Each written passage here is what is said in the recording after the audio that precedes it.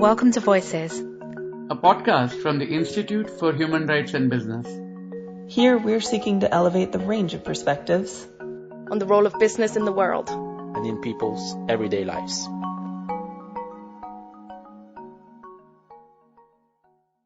Hello everybody, this is Francesca Fairbairn from IHRB, and today I'm talking to Debbie Fordyce, who's the president of Transient Workers Count 2, a civil society organisation working in Singapore, helping low-wage migrant workers when they are in difficulty. So, hi Debbie. Hi Francesca, it's good to talk to you. Thank you very much for agreeing to do a podcast. So perhaps you could just start by explaining a little bit about the background of migrant workers in Singapore. Singapore has quite a number of foreign workers, and they're divided into three categories. Employment pass holders, skilled pass holders, and work permit holders. We're mostly concerned about the work permit holders because those are the low-wage workers, the ones that have no minimum salary. Singapore started to bring in migrant workers, in particular low-wage migrant workers, in about the early 80s, when they started to need a lot more people to work as domestic workers and for construction and shipyard work. Now there are close to 1 million, actually 972,000 low-wage workers. We at TWC2, we're mainly concerned with the low-wage workers, those that have no minimum salary and have quite a few limitations and restrictions on what they can do in Singapore. So, for instance, no minimum wage, they're tied to one company, they're not able to change jobs while they're here, they can't choose where they work, they can't bring their families, they can't choose where they live, and there's no path for them towards permanent residence or citizenship. So they really are temporary workers, and what we see is a kind of circular migration. They'll come if they decide to quit that job or they're fired from that job. They'll go back home and they're likely to come again for another job. From what countries do these work permit holders mainly originate in your experience? The domestic workers are mainly from Philippines, Indonesia, Myanmar, Sri Lanka. The male workers who are in construction and shipyard sectors, they're mainly from Bangladesh, India, and China. And so could you just explain now a little bit just about the work of Transient Workers Count 2? We were set up by a group of researchers and academics in 2004. In 2008, we started a meal program because that time during the financial crisis, we saw that there were a lot of men who were turned out onto the streets because their companies could no longer afford to keep them. So we offered them a meal, and though we still continue offering regular meals to people who are not permitted to work and yet required to remain in Singapore until the resolution of a claim or complaint. And because we operate out of an area of Little India, we serve Indian food and Bangladeshi food, and so those are the nationalities that come to us. And what are generally the situations that they find themselves in where they can't work and yet can't leave? We see about 2,300 workers every year. Most of the workers come with injury complaints, so they're waiting for work injury compensation. And their complaints are perhaps they're not allowed to remain at the dormitory, or their employer has attempted a forced repatriation after their injury, or they've seen other people within their company be forcibly repatriated and they're afraid that will happen to them, or they're denied access to medical treatment, or their employer is trying to deny that the injury took place at work, or they're not receiving their medical leave wages, or some other kind of problem related to their work injury. So that's probably about 70 to 80% of our cases. The next largest group are those with salary complaints. They haven't been paid for a number of months or have only been partially paid for a longer period of time, and they lodge a salary complaint. So while these complaints are ongoing, the injury claims might take a year or more to resolve because the injury needs to be treated, stabilized, assessed for permanent incapacity, and then compensated.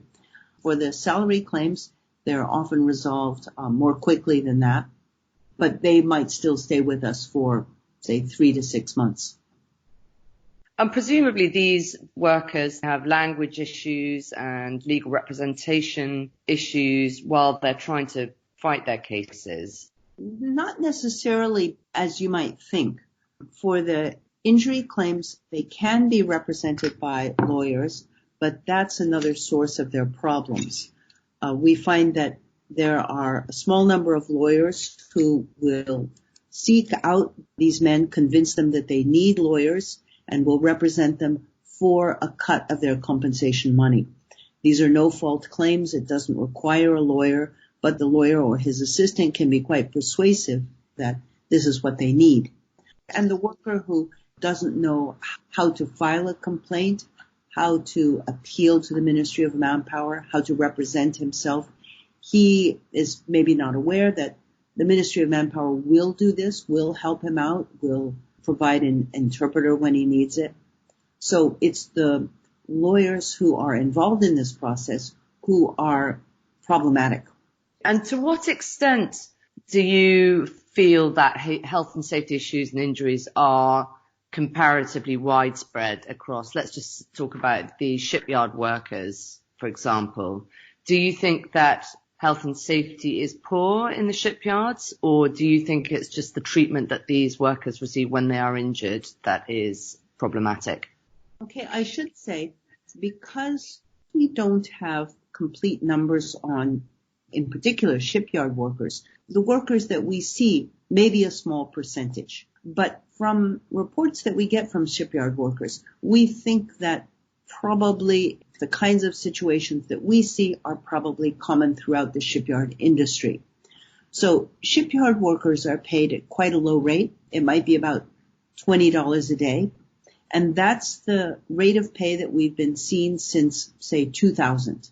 And are these people who have also paid large recruitment fees in order to get the job in their country of origin, in their home countries? They've all paid thousands of dollars in recruitment fees.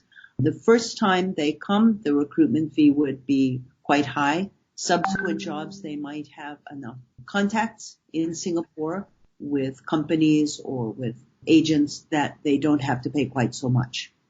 But they will have all paid up to, say, beyond a year's worth of salary for their recruitment for that job.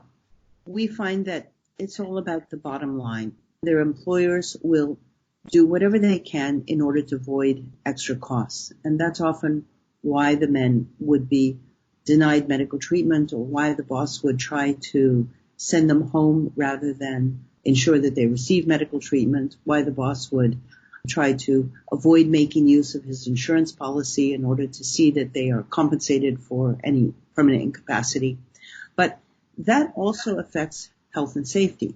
So if you remember that the employer in Singapore has to pay a lot of money to the government in order to employ these migrant workers, it's between $350 and $950 a month per worker for a worker that might be earning only a basic salary of, let's say, $500.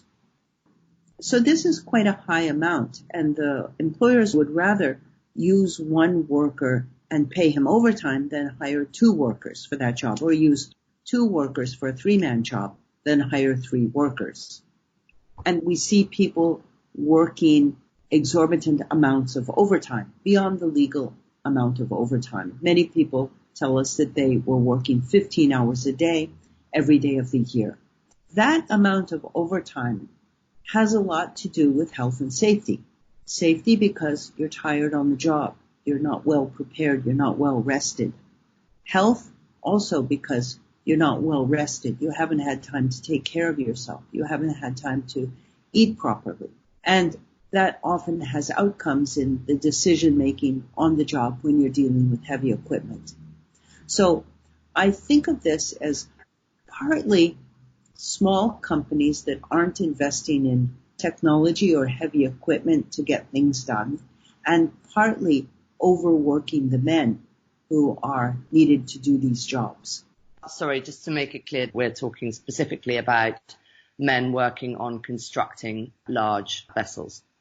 shipbuilding and ship repair. A lot of the ships that come into Singapore are container ships, and they wouldn't be the ones operating those key cranes that lift containers and place them on the dock. Singapore is reclaiming a lot of land for new shipyard areas. So they're also constructing underground cave for the storage of oil and gas. So they're also doing things like that. In terms of what you think businesses could do to reduce the incidences of this happening, or to improve health and safety, or address the recruitment fees that these workers pay in order to get jobs in Singapore, what do you think that businesses can do? I know that's a big question. Let's just talk about the recruitment fees, because it's the recruitment fees that puts these men in a difficult situation. It means that they never want to turn down overtime. They want to work as long as they can and as hard as they can because they have this debt weighing over them. These men talk about paying illegal agents at several different levels before they arrive in Singapore.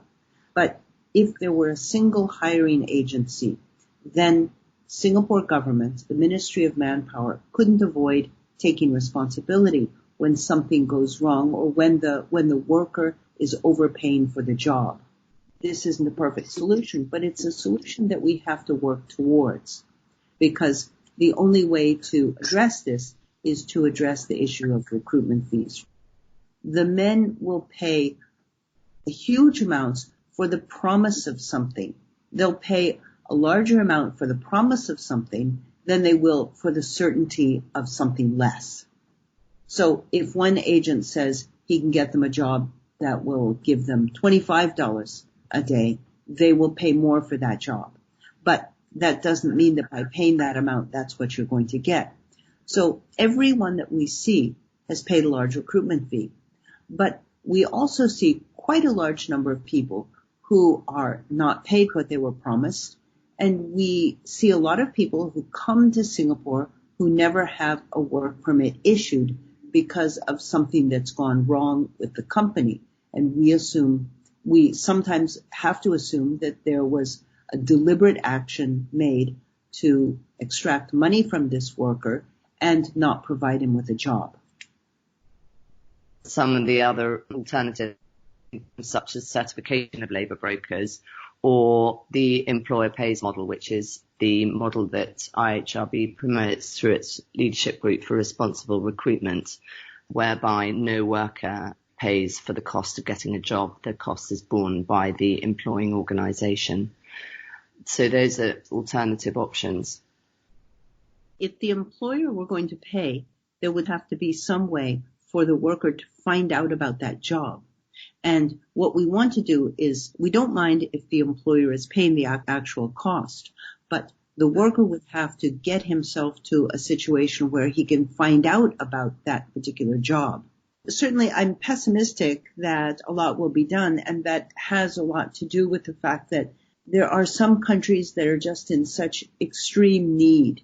And in Bangladesh, this is the country that has the largest number of people who are looking to find jobs outside of the country. And so they will completely impoverish themselves to do so.